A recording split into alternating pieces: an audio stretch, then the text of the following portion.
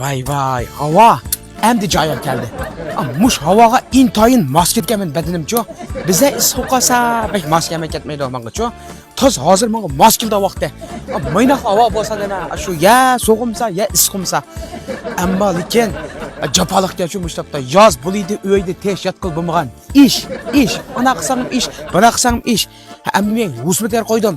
Ama husmi pissa, birayad husmi qo'ymanmi ya? Husmi joyiga qilib birayni ochamanmi ya?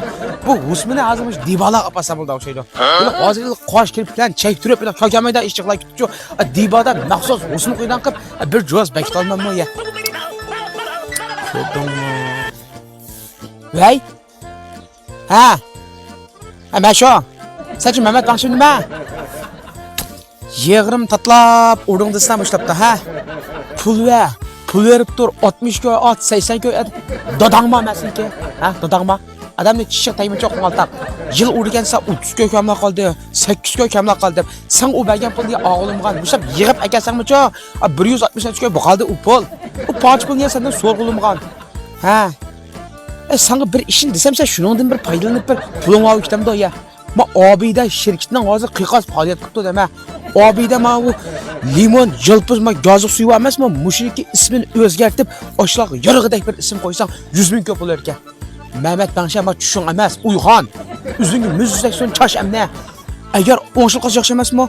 O Ravrız'da ismini koyup eğer yarıgıdaki olsa 100 adamga Xiaomi telefon verdik ya bana iş var. Ha? Bu oddiyla qara. Saçı aşılık özən oyluğa isimni taşdan tutupla, özən buna tatıpla doyunga çıkasanlı buldu. Çıkasanlı buketde degen gap.